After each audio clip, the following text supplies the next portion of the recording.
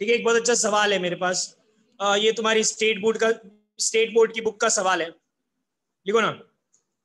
ऐसे order change करके दे रहा हूँ, लास्ट टाइम अलग तरीके से लिखाया था। लिखो, बहुत अच्छा सवाल है, इसे समझ में भी आएगा तुम लोगों को एक्चुअली इसे यूज कहाँ होता है, कैसे यूज होता है। लिखो, there are 50 machines in a factory. Board की, there are 50 machines in a factory, each making 1000 bolts daily. Exact same सवाल नहीं दे रहा हूं, तुम्हारी बुक में अलग टाइप से लिखा हुआ है यही सवाल। There are 50 machines in a factory, each making 1000 bolts daily। बताओ मेरे को टोटल कितने बोल्ट्स बन रहे होंगे डेली? 50 इंटू 1000, 50,000 बोल्ट्स बन रहे होंगे। ठीक है, ठीक है, full stop. For each additional machine installed, सवाल लिखो आगे, for each additional machine installed, mute, for each additional machine installed, the output per machine drops by 10 bolts। समझे क्या सवाल? समझे क्या? देखो, एक भी मशीन और डाल दोगे ना, मतलब 50 मशीन थे, 51 कर दोगे, मतलब 51 कर दोगे, तो क्या होगा? 10 वोल्ट का आउटपुट हर मशीन का घट जाएगा। पहले कितना था हर मशीन का? 1000, अभी कितना हो जाएगा? 900, 990, 990। मान लो मैंने 10 मशीन इंस्टॉल कर दिए, तो टोटल मशीन कितने हो गए फैक्ट्री में? 60। तो सब मशीन का प्रोड्यूसिंग ये कितना हो गया वोल्ट्स पर? 900। हर मशीन के लिए 10 कम होता है, तुमने 10 इंस्टॉल किए तो 100 कम हुआ। समझ रहे हो ना? लिखो, फुल स्टॉप, आगे। How many more machines should be installed, how many more machines should be installed, how many more machines should be installed to maximize total output per day, to maximize the total output per day। ठीक है, अब मेरी बात सुनो। ऐसे सोच, जितने ज्यादा मशीन फैक्ट्री में घुसेड़ देंगे उतना आउटपुट बढ़ जाएगा, लेकिन ऐसा है नहीं। तुम सोचो, मान लो 50 मशीन तुमने फैक्ट्री में बढ़ा दी। अरे पहले सुनो, करने के लिए तो कर ही लोगे यार, आंसर क्यों निकाल रहे हो? 50 मशीन मान लो तुमने कंपनी में इंस्टॉल कर दी, टोटल मशीन कितनी हो गई अभी? 100। लेकिन हर मशीन के कारण 10 कम हुआ, तो कम टोटल कितना हो गया? 500। मतलब हर मशीन कितना बना रही है? 1000 थी, अभी कितना बना रही है? 500। 500 मशीन, सॉरी कितनी, 100 मशीन और 500 बना रही है, तो टोटल कितना हुआ? 50,000। और पहले कितना था? 50,000। तो कोई फर्क ही नहीं पड़ा, फालतू मशीन खरीदे थे। तो वो पूछ रहा है कि कितनी ऐसी मशीन बढ़ाए सच दैट आउटपुट मैक्सिमम। समझो कहीं तक बढ़ेगा, फिर घटना स्टार्ट हो जाएगा। ठीक है ना? तो हम मान लेते हैं, लिखो, let the number of machines installed be x। let the number of machines installed be x। x machines install किया है, तो अब कंपनी में कितनी मशीन्स हो गई? 50 plus. what total number of machines is 50 plus x? total number of machines is 50 plus x। ठीक है, अच्छा, आउटपुट हुआ कम, कितना हो गया आउटपुट? 1000 minus 10x। 10 कम होता है, तो x मशीन से कितना कम होगा? 10x। तो 1000 माइनस 10x। देखो, आउटपुट पर मशीन, आउटपुट पर मशीन क्या? 10x। समझ गए? Total output is equal to, दोनों को मल्टीप्लाई करोगे ना, इसलिए तो पूछा था स्टार्टिंग में। टोटल आउटपुट ये लिखोगे ना, टोटल आउटपुट टी लिख देता हूं, टी मशीन्स इनटू पर मशीन। ठीक है सर? सर, बोर्ड के सेंटर में लाइट। हाँ करता हूँ।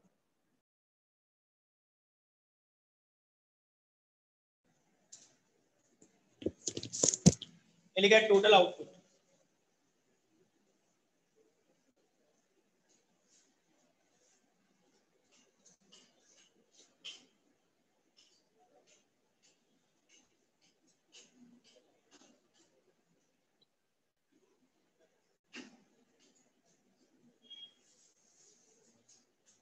चलो मैं लिखूंगा ही नहीं यहाँ पे, अभी तो तुम लिख लो total output T is equal to this, तो दिख ही रहा है 50 प्लस एक्स।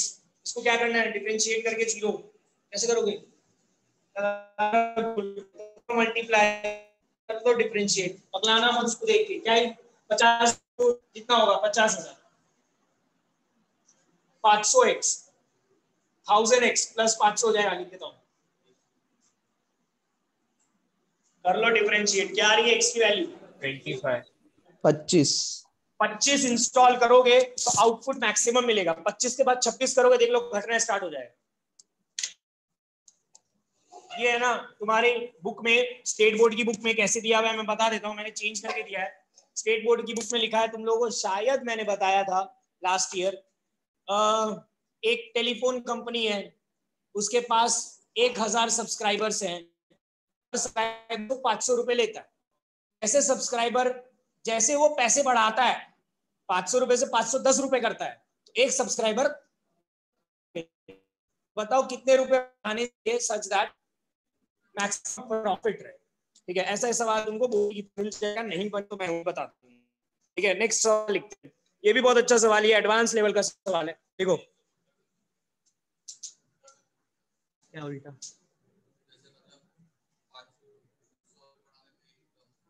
हाँ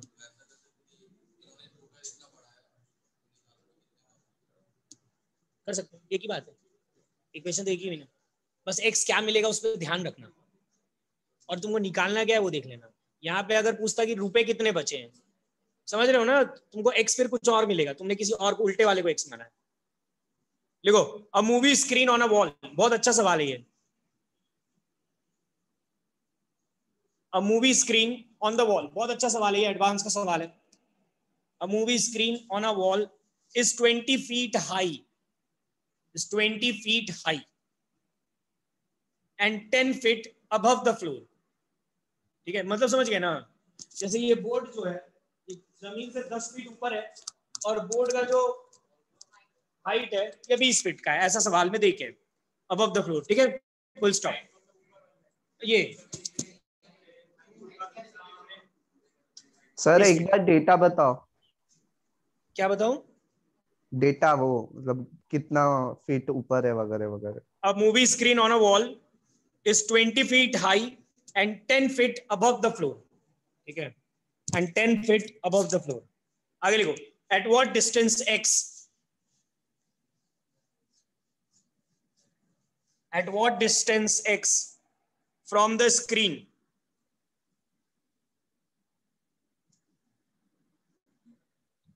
at what distance x from the screen, लिख लिया ना ये, distance x on the screen should a man position himself, should a man position himself to have a maximum angle of view, should a man position himself to have a maximum angle of view, also find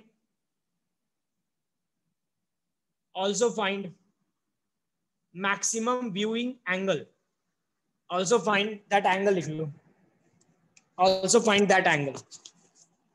चलो ये सवाल देखो ना, मैं तुमको थोड़ा बहुत explain कर देता हूँ, उसके बाद इक्वेशंस तो तुमको खुद ही बनानी। तो देखो ये मूवी स्क्रीन है, प्रोजेक्टर का स्क्रीन है ऐसा सोच लो, और ये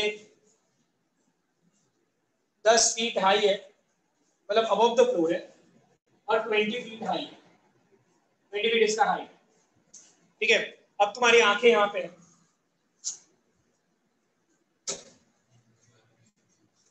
ठीक है, अब तुम ऑब्वियसली ये देखोगे तो व्यूइंग एंगल क्या होता है समझते हो क्या, इसको बोलते हैं व्यूइंग एंगल।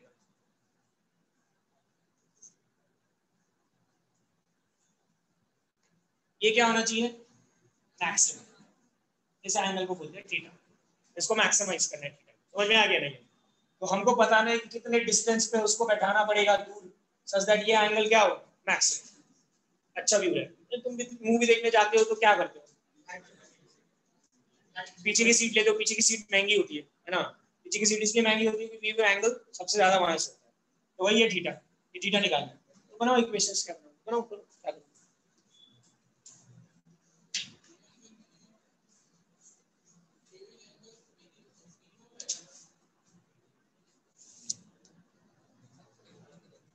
मैक्सिमम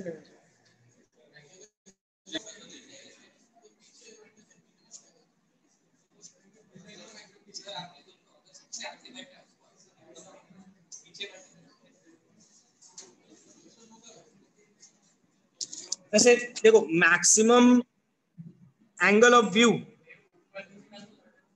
नहीं, बात उसकी सही है। पास में आओगे तो तुम्हारा एंगल ज्यादा होगा, दूर जाओगे तो एंगल कम होगा, ऑब्वियसली सही बोल रहे हो। ये देखो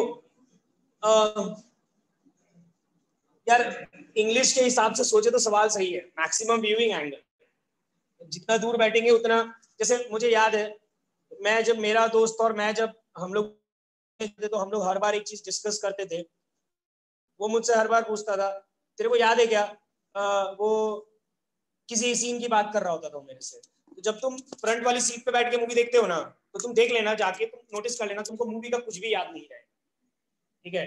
क्योंकि अपने को फिर ऐसे बड़ा सा पूरी स्क्रीन अपने को दिखती नहीं है। ऐसे हीरो को देख रहे होते हैं, इधर हीरोइन रहती है तो, या हीरोइन को देख रहे होते हैं या हीरो को देख रहे होते हैं। लेकिन जब उन्हें पीछे बैठते हैं तो अपने को पूरा सीन याद रहता है। तो वो मुझे याद है हर बार मुझसे पूछता था कि तेरे को वो सीन याद है क्या, क्योंकि अपन ने फ्रंट वाली सीट ली थी, इसी के लिए अपने को मूवी अच्छे से अपने एक्सपीरियंस देखा, ठीक है? तो बात तुम्हारी सही है व्यूइंग एंगल, लेकिन पीछे से यार क्या है, ठीक है चलो मिनिमम कर लेंगे।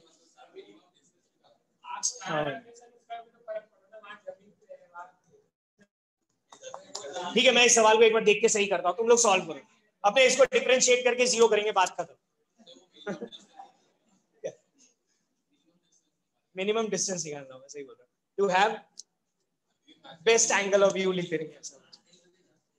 चलो चलो लिखो ना, ये बनाओ ना, फटाफट बनाओ ना, ये बनाओ अपने करते। मैं तुमको सही सवाल करके देता हूँ। कैसे स्टार्ट करोगे इसको, कैसे बनाओगे? ट्रिग्नोमेट्री लगाओ ना यार। हाँ लिखो ना यहाँ पे tan अल्फा। tan अल्फा क्या लिखोगे? 10/x।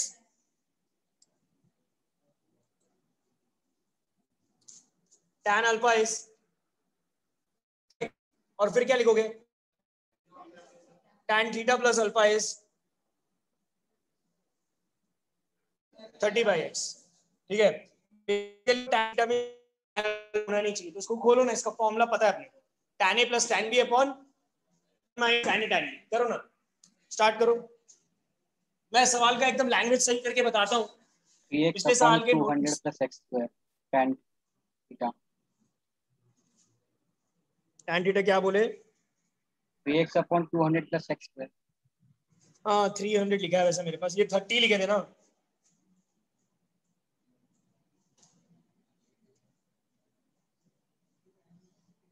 अरे देखो ना, कर रहा हूं मैं भी। मेरे को नहीं लगता सवाल में कुछ खास प्रॉब्लम आएगी, इसमें बन जाना चाहिए। तो 10/x 1 minus 10/x tan theta is equal to 30/x, ठीक है ना? यहाँ से tan theta निकालने वाला हूँ। एलसीएम लिया, क्या है? x tan theta plus 10 upon x minus tan theta, x minus 10 tan theta by x, cross multiply x square tan theta plus 10x is equal to 30x minus 300 tan theta। एक side लिया, एक side लिया, तो x square 300 tan theta is equal to 20x आया। Sorry लिख दिया मैंने फिर से, वहीं पे सॉल्व कर लो, ये हटाता हूँ लो, यहां तक तो ठीक ही है। x square tan theta plus is equal to 30x minus 300 tan theta. इसको सॉल्व थीटा निकाल के लिख दे रहा हूं मैं। tan थीटा क्या आया? 20x upon x square plus 300, ठीक है क्या? ये सही है। अब क्या करेंगे, इसको डिफरेंशिएट करेंगे और 0 करेंगे, बस और कुछ नहीं। तो निकालो इसका डिफरेंशिएशन। डिफरेंशिएट करेंगे x के रेस्पेक्ट में, तो tan का differentiation sec square theta, theta का d थीटा बाई dx। इसको कैसे करोगे डिफरेंशिएट? जल्दी जल्दी बोलो। Product rule, sorry quotient rule. नीचे वाले का होल स्क्वायर, नीचे वाला ऐसा का ऐसा, ऊपर वाले का डिफरेंशिएशन माइनस ऊपर वाला ऐसा का ऐसा, नीचे वाले का डिफरेंशिएशन। जब मैं ये सब बोल रहा होता हूँ तो तुम्हारे लिए नहीं बोल रहा होता, मैं खुद के लिए कर रहा होता, क्योंकि मेरे से भी गड़बड़ होती है। Sec square theta d theta by d x is equal to क्या आया ऊपर वाले को सिंप्लीफाई करके 20x square minus 40x square, यह आया ऊपर आया 6000 माइनस 40 कहाँ रहा है, 40 हुआ ना और ये 20 हुआ, कितना 20x स्क्वायर बचा है, देख लो यार।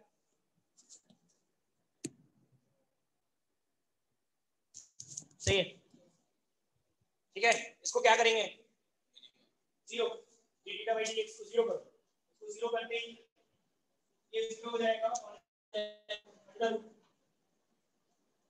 करके लिखो।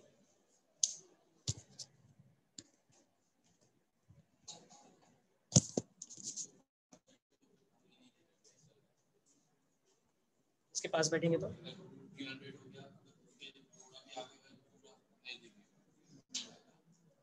थोड़ा पीछे गए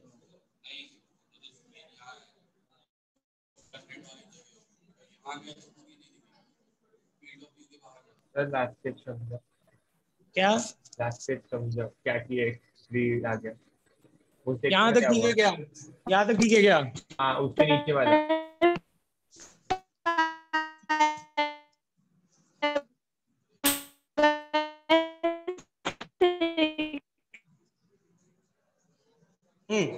ऋषभ मैक्सिमम मिनिमम करने के लिए क्या करते हैं, जीरो करते हैं। तो हमको एंगल ऑफ व्यू को ही मैक्सिमाइज या मिनिमाइज जो भी लिखा है वो करना था, ये जीरो किया मैंने, और क्या, D theta by d x. अच्छा ठीक है, समझ डी एक्स को जीरो करने बोला है मैंने, तो उस जिसको मैक्सिमाइज करना होता है मिनिमाइज करना होता है उसको जीरो करते हैं ना, बस वही। हाँ तो थीटा क्या एंगल ही तो है, D theta by d x, ठीक है।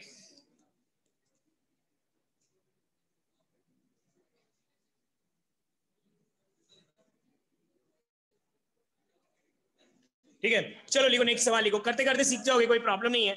सवाल की लैंग्वेज में हो सकता है थोड़ी बहुत प्रॉब्लम हो तुम लोगों को। चलो एक फिजिक्स का सवाल कराता हूं, लिखो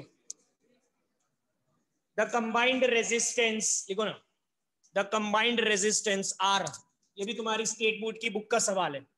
the combined resistance R of two resistors, the combined resistance R of two resistors R1 and R2,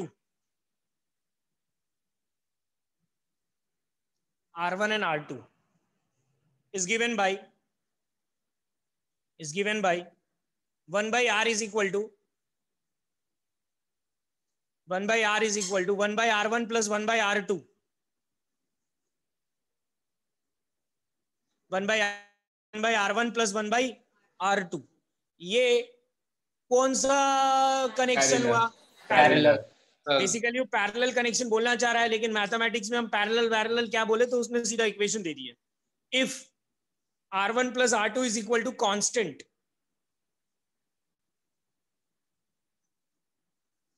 if R1 plus R2 is constant, then prove that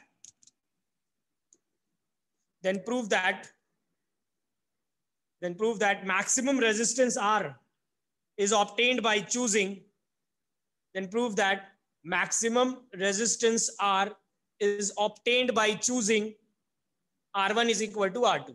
ठीक है, तुम सुनो मेरी बात, देखो पहले मेरी बात सुन लो फिर करना। अरे R प्लस R2 कांस्टेंट है, मान लो R1 प्लस R2 10 है, मान लो 10 है, ठीक है। तो वो बोल रहा है कि पैरेलल मैक्सिमम रेजिस्टेंस कब बना पाओगे, तो R1 तो तुम सोचो 1 को 4 1 को 6 दे सकते, तो क्या मैक्सिमम बनेगा R, बनता है।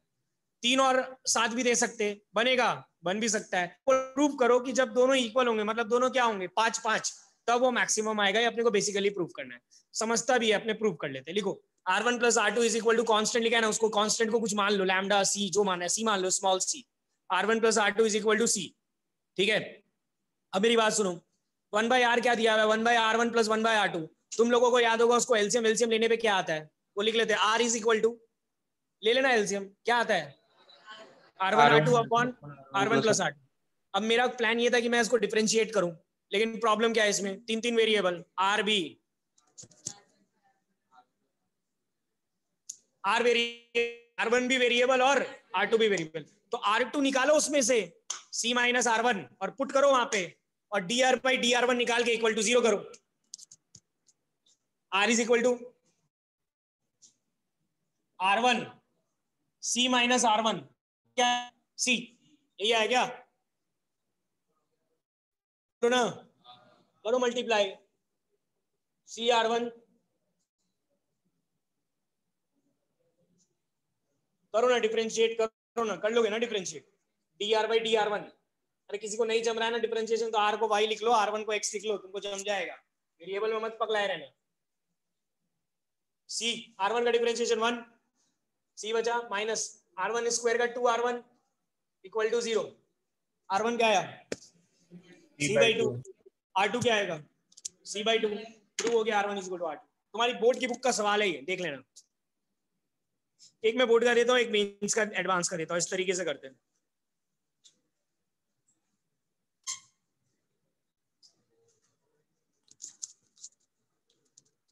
क्या करूँ भाई मैं? नहीं ये बहुत इंपॉर्टेंट है, यही पूछते हैं मैक्सिमम मिनिमम में।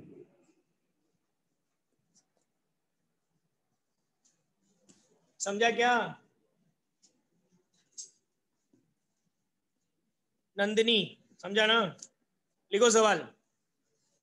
फाइंड द डायमेंशंस, अब मैं दे रहा हूं मेंस एडवांस का क्वेश्चन, ठीक है। Find the dimensions of the rectangle of perimeter 26 centimetre.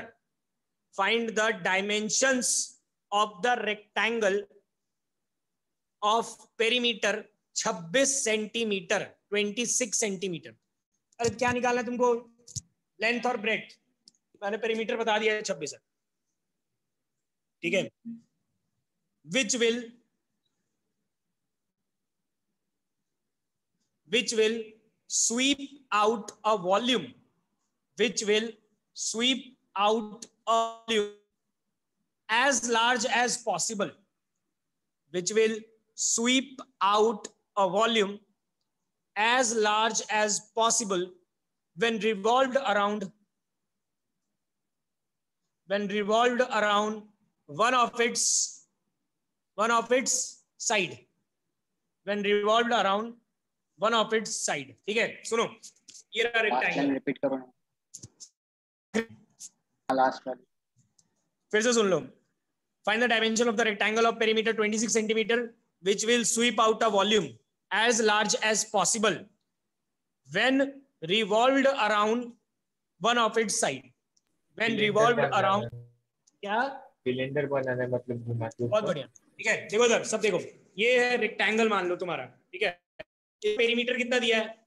26। ये एल हो गया, ये बी हो गया, मान लो ये एल ये बी, तो क्या लिखोगे? 2l + 2b = 26। लिखो ना, रेक्टेंगल बना लो और लिख लो, ये इतना तो लिखो फटाफट।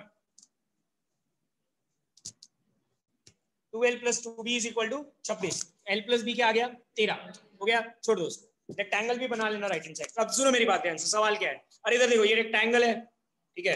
अब मैंने क्या किया, इसका एक साइड को हिंज कर दिया। मैं गेट से बता देता, लेकिन उनको तो नहीं दिखेगा, तुम लोग को बता दूंगा मैं। सब लोग ध्यान से समझो। यहां से मान लो मैंने उसको हिंज कर दिया, अब मैंने इसको यहां से पकड़ के घुमाना स्टार्ट किया, क्या बना?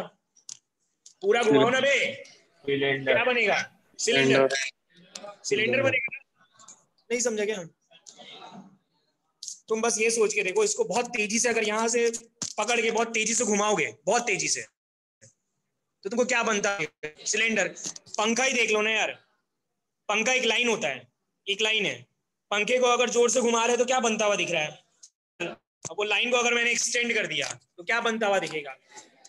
ये मान लो एक ब्लेड है फैन का, ये जो तुमको दिख रहा है, ये वाला पार्ट, इसको तुम ऐसे ऐसे तो तुमको क्या सर्कल। अब बस तुम ये देखो 3D में आ गया, ये पूरा का लाइन नहीं था, ये पूरा ऐसे सरफेस था। इसको ऐसे घुमाऊंगा मैं तो क्या बनेगा? सिलेंडर, ठीक है ना। तो ये वॉल्यूम समझ गए, सिलेंडर। जब तुम 12th में आओगे तो तुम लोगों को ये, 12th में बोल रहा हूँ मैं, कॉलेज में जाओगे तो तुमको छोड़ो, गेट पे ये गेट है ना, ये गेट को मात्र तुम जोर से घुमाओगे ऐसे ऐसे पूरा 360, क्या बनेगा?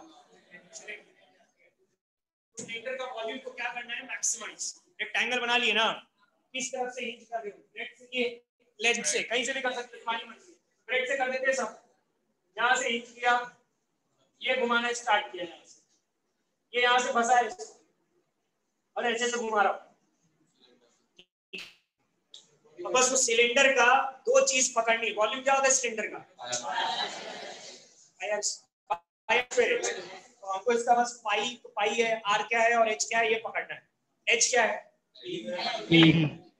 अरे इसको ऐसे घुमाओगे ये बी रहेगा ना, रेडियस पकड़ना है नेक्स्ट एल, इसको ऐसे घुमाओगे यही होगा ना, तो volume is equal to pi l square b. देखो सिर्फ सोचने का काम है, विजुअलाइज कर लिए, इक्वेशन बना लिए, बाद में डिफरेंशिएशन बहुत फालतू है उसका। बी उठा के डाल दो नीचे, डिफरेंशिएट कर लो, एल और बी बता दो, काम खत्म। 13/3 और 26/3। अच्छा मैंने 26 दिखाया था ना, ठीक है।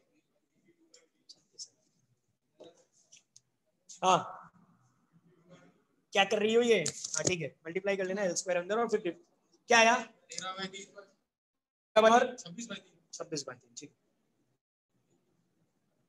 13/3 आएगा और 26/3 आएगा, कौन सा क्या आएगा वो देख लो।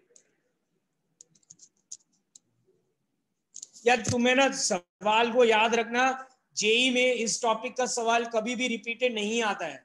तुम सवाल कर करके सीख सकते हो, रिपीटेड सवाल एक्सपेक्ट मत करना, ठीक है ना। कंसेप्ट लगाना पड़ेगा। ये सवाल बिल्कुल नया था, मैंने भी पता नहीं कहां से उठाया है। बाकी एकदम नए क्वेश्चंस पूछते हैं वो हर साल।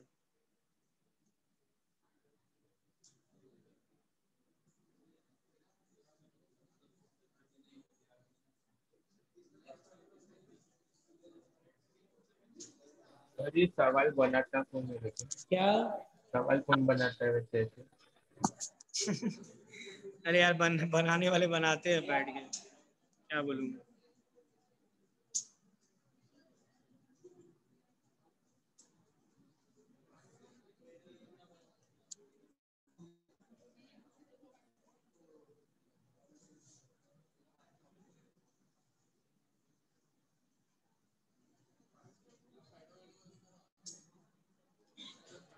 ठीक है, कल एक सवाल कराया था मैंने लाइट जाने के बाद क्लास में, वो अब लिख लेते हैं पूरा सवाल।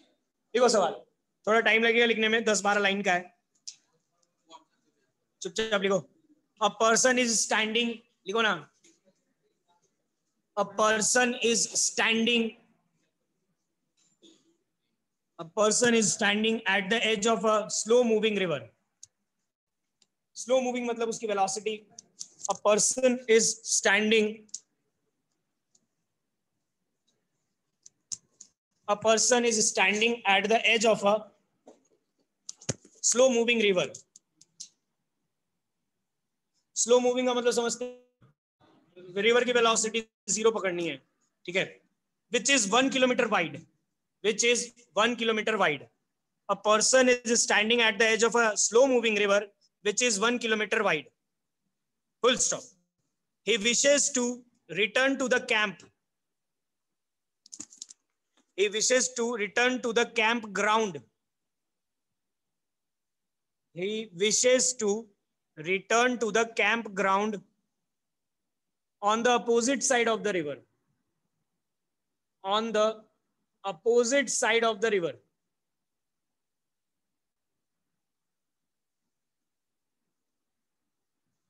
ठीक है, for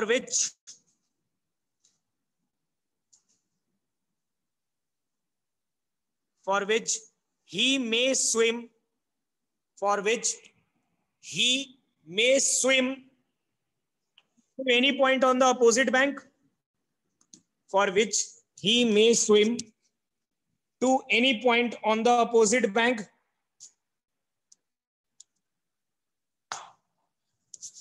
to which he may swim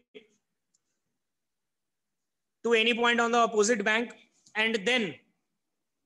and then walk for rest of the distance, and then walk for rest of the distance. यार ये सवाल इतना अच्छा है कि तुम लोग ज्योमेट्री बना लिए तो ही बहुत बड़ी बात होगी, बाकी सॉल्व करने में कुछ प्रॉब्लम नहीं होगी। For which he may swim to any point on the opposite bank and then walk for rest of the distance. मतलब कहीं से कहीं पहुंचने के लिए वो थोड़ा सा स्विम करके जाएगा और थोड़ा सा चल के जाएगा। देखते क्या है मतलब, फुल स्टॉप। आगे लिखो। the campground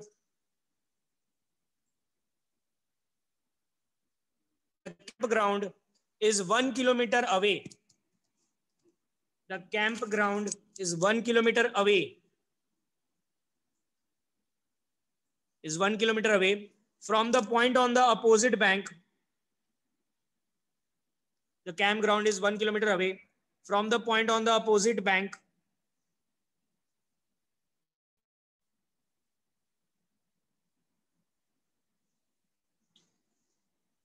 The campground is 1 kilometer away from the point on the opposite bank, directly across from where he starts to swim. The campground is 1 kilometer away from the point on the opposite bank, directly across from where he starts to swim. Full stop. If he swims at the rate of 2 kilometers per hour, if he swims at the rate of 2 kilometers per hour,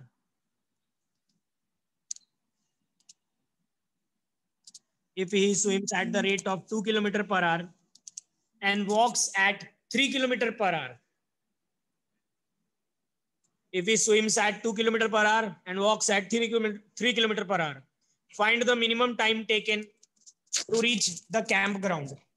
5 by 6 hours. चुप, value change की है. Find the minimum time taken by him to reach the campground. सवाल पढ़ो, मैं सवाल का मतलब पूछूंगा किसी से, ठीक है ना? सिर्फ इंग्लिश है उसमें. इसके बाद सॉल्व करने में कोई प्रॉब्लम नहीं होने वाली है. सॉल्व करना मैं सिखा दूंगा, तुम मेरे को ज्योमेट्री बना के दिखा दो बस. लास्ट लाइन रिपीट करो. If he swims at the rate of 2 kilometers per hour and walks at 3 kilometers per hour, find minimum time taken by him to reach the campground. आराम से पढ़ो सवाल, कोई हड़बड़ी नहीं है.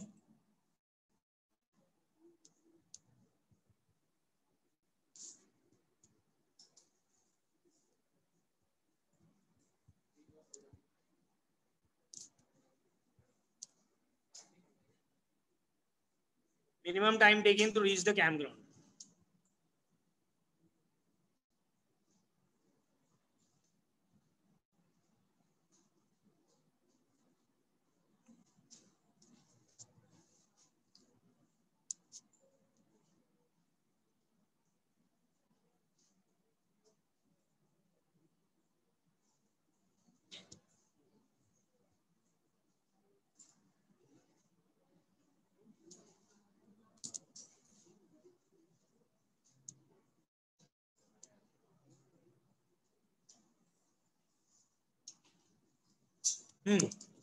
यार मैं बता देता हूँ सवाल क्या है, बहुत सारे लोगों को इंग्लिश नहीं समझ में आई होगी.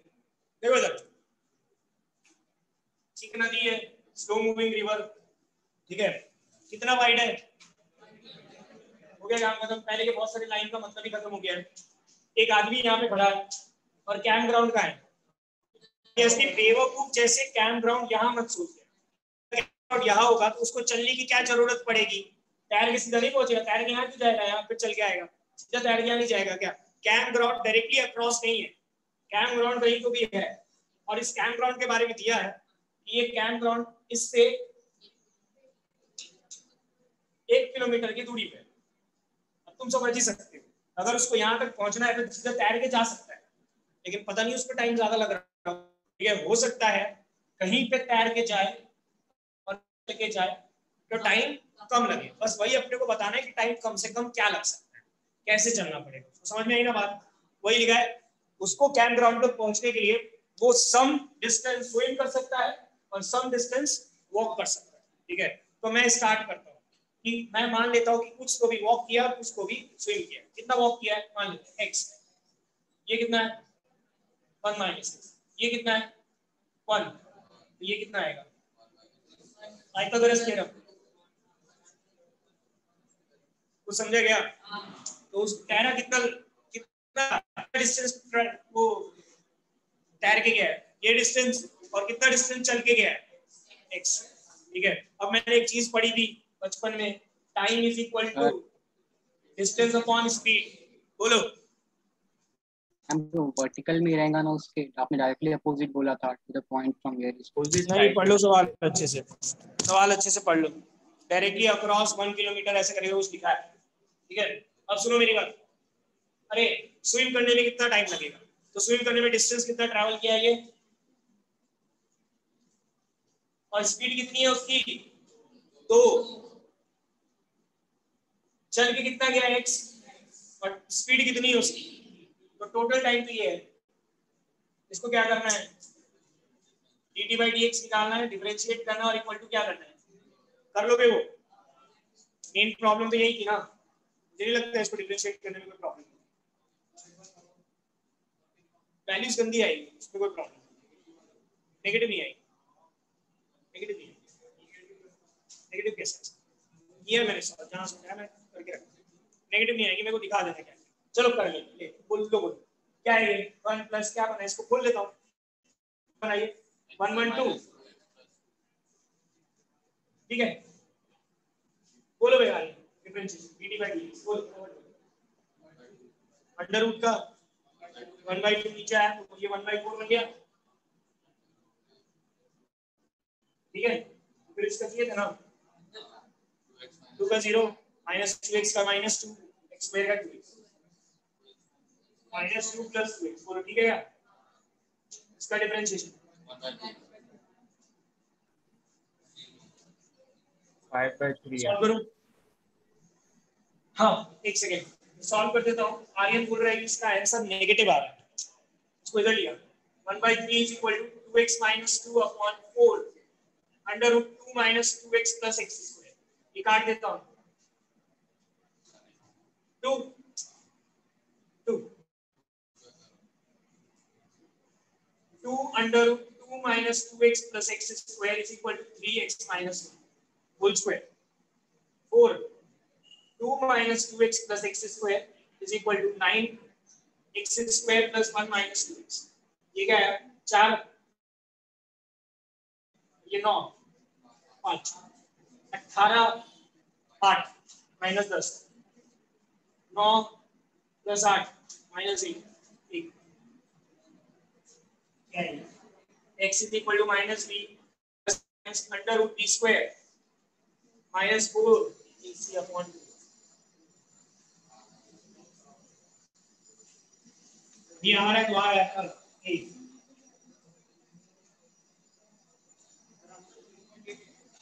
हाँ ऐसे ही कुछ, क्या आंसर अप्रॉक्सीमेट निकालना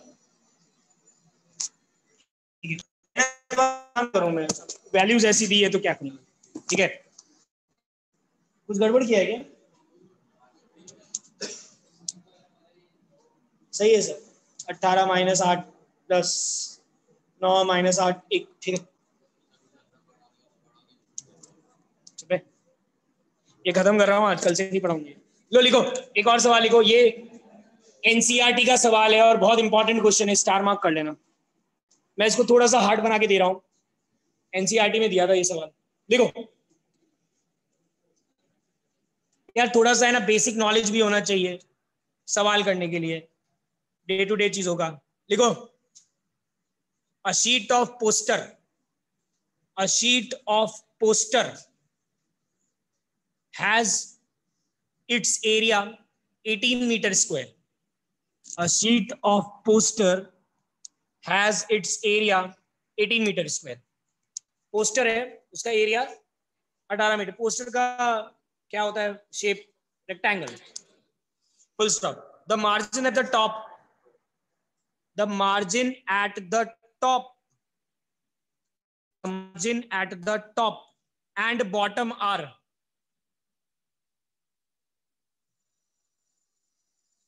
75 centimeters,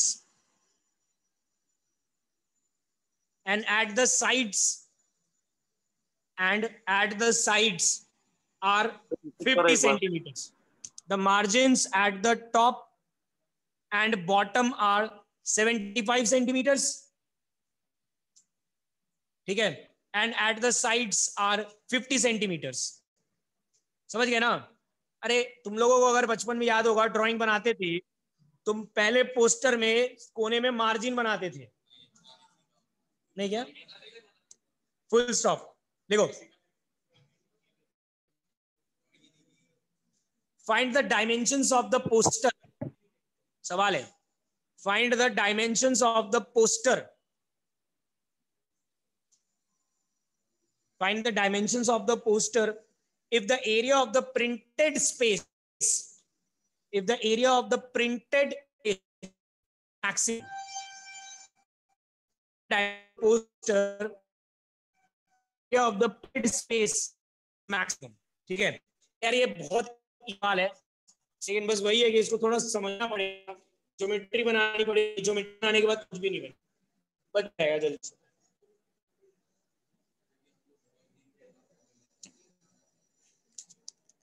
हाँ ये लो पोस्टर, अरे इधर देखो, ये L है, ये भी है। हाँ अरे क्या दिया हुआ है पहले लाइन में, इसका एरिया कितना है 18, क्या लिखूं, इसमें कोई प्रॉब्लम नहीं है ना। अब देखो क्या बोल रहा है वो सवाल सुन लो और समझ लो यार। ये स्टार्टिंग में ना मार्जिन बनाया है, मार्जिन मतलब कितने कितने का है पहले ये बताओ, 0.75 मीटर्स, तो ये 0.75 मीटर्स का मार्जिन है, इधर से 0.75 मीटर्स का मार्जिन है, और कोने में 0.5 मीटर्स का मार्जिन है, इधर भी 0.5 मीटर्स का मार्जिन है। तो तुम समझ लो कि मार्जिन बनाते हैं तो वहां पे कुछ नहीं लिखते अपने, ये इसको बोलते हैं प्रिंटेड स्पेस। यहाँ पे प्रिंटिंग होगी, यहाँ पे ड्राइंग होगा, ठीक है, इसको मैक्सिमाइज करना है। तो बेसिकली मुझे इसका एरिया लिखना पड़ेगा। इसका एरिया ये कौन सा फिगर है, रेक्टेंगल ही है, एरिया लिखता हूँ। ये पूरा क्या है L, उसमें से कितना गया 0.75 L माइनस 1.5, और ये में से 0.5 कितना गया 1, B माइनस 1। ये प्रिंटेड एरिया गया, प्रिंटेड स्पेस का एरिया आ गया, इसको मैक्सिमाइज करना है। क्या करोगे,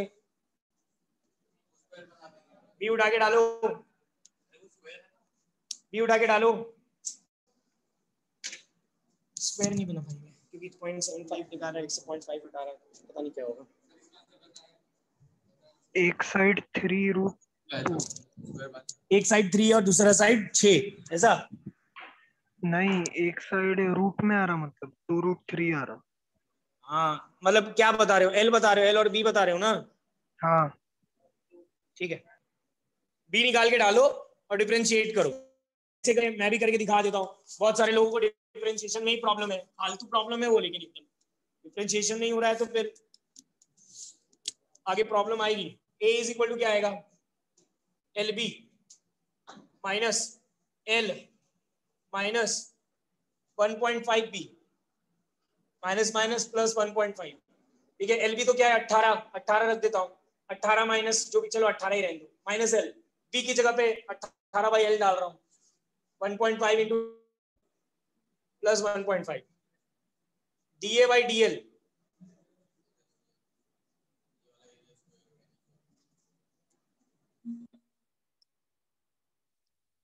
रूट 340 34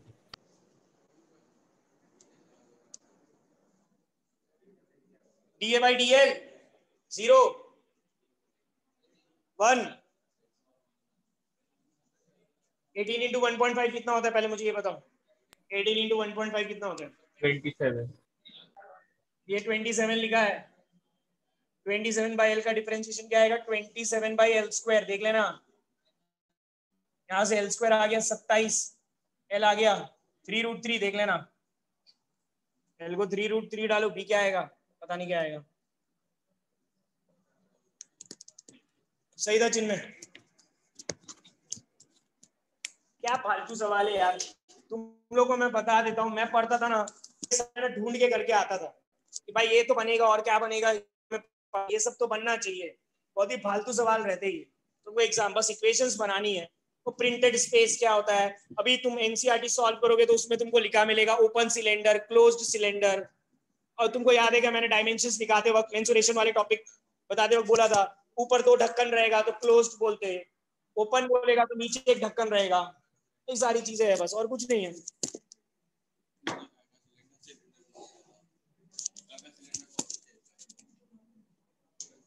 उसको सिलेंडर बोलते हैं।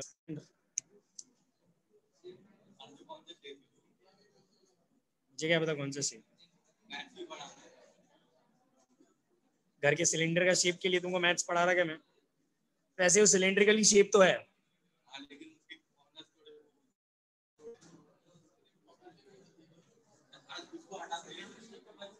कॉर्नर शार्प क्यों रहेंगे? सिलेंडर वो इंडिया में ही मिलता है एलपीजी, बाकी तो हर जगह पाइपलाइन ही होता है। गुजरात में पूरा पाइपलाइन ही है। चलो लास्ट टाइप का सवाल बता रहा हूं इसमें, ठीक है? तुम लोग जब एनसीईआरटी सॉल्व करोगे तो तुमको एनसीईआरटी ये सवाल के लिए मैं एनसीईआरटी सॉल्व करने बोल रहा हूं। लिखो सवाल।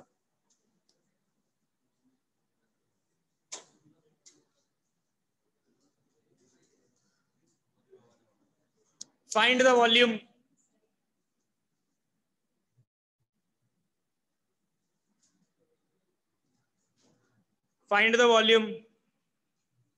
of the largest cylinder. Find the volume of the largest cylinder that can be inscribed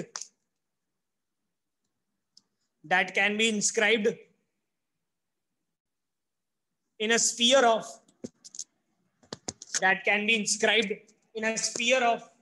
radius r, small r, that can be inscribed in a sphere of radius small r.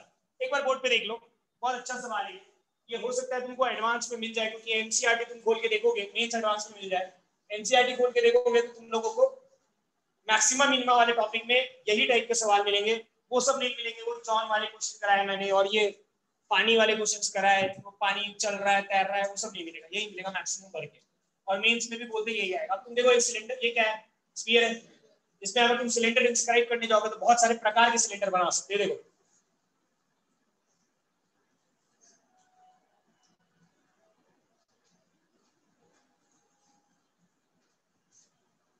समझ रहे हो? बहुत सारे सिलेंडर्स इंस्क्राइब कर सकते हो।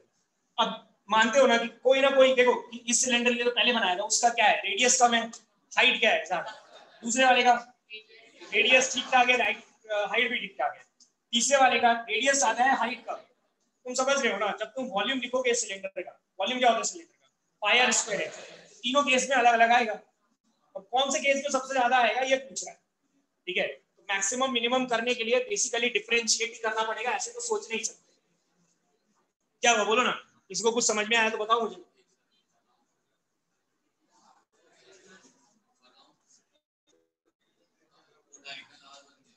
अरे यार मेरे को करना मत सिखाओ, और कुछ समझ में आया तो बताओ, करना तो नहीं सिखाऊंगा ना।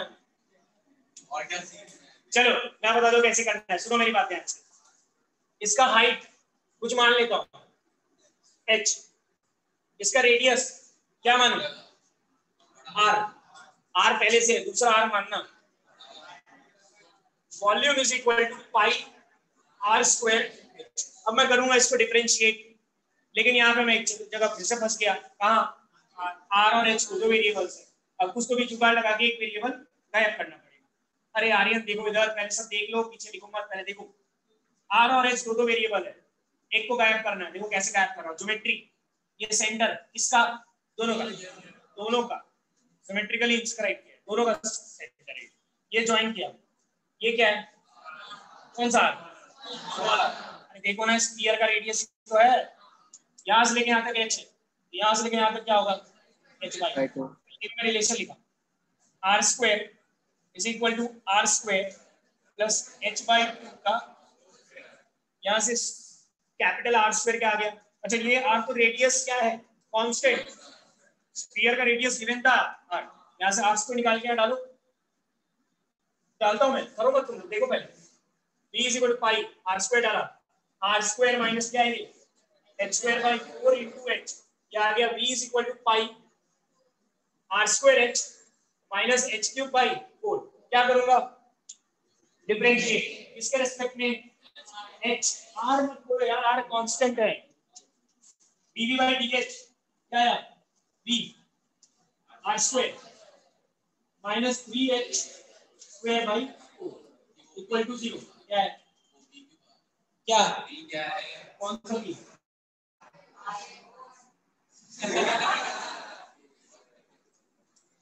यहां से h आ गया 2/3 मतलब हाइट को इतना लेंगे और हाइट यहाँ पे पुट कर दोगे तुमको कैपिटल आर मिल जाएगा। तो क्या रहेगा, सिलेंडर का वॉल्यूम मैक्सिमम उतना करने की जरूरत नहीं है। एच आ गया ना, एच को डालना डाल दो, वॉल्यूम मिल जाएगा। ठीक है, ये वाले सवाल बहुत इंपॉर्टेंट होते हैं, फिर नाटक होने वाले हैं। स्फीयर के अंदर सिलेंडर डाला है, स्फीयर के अंदर ट्रेपेजियम नहीं क्या बोलते उसको, कोन डालने बोलेगा। ठीक है, फिर कोन के अंदर स्फीयर डालने बोलेगा, सिलेंडर के अंदर स्फीयर डालने बोलेगा, यही सब सवाल रहते हैं।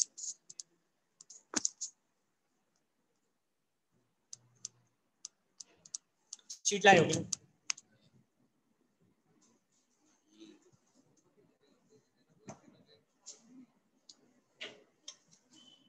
तुम उसके बाद में आ रहे थे क्या? ये तो रेट ऑफ मेजर है, जितना पढ़ा रहा हूँ मैक्सिमम मिनिमम पढ़ा रहा हूँ।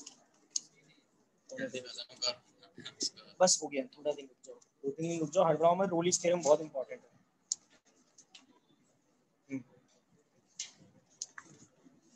ठीक है, चलो एक काम करो, कल अपने ये डिस्कस करते हैं।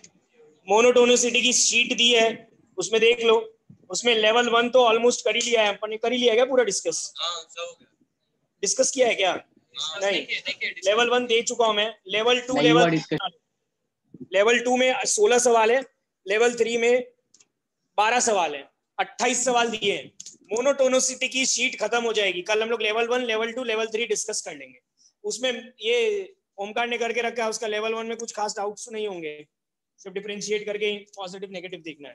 ठीक है, तो मोनोटोनिसिटी की लेवल 2, लेवल 3 कर लो। लेवल 1 पहले दे चुका हूं, लेवल 2, लेवल 3 कर लो बस। चलो ठीक है, आज के लिए इतना काफी।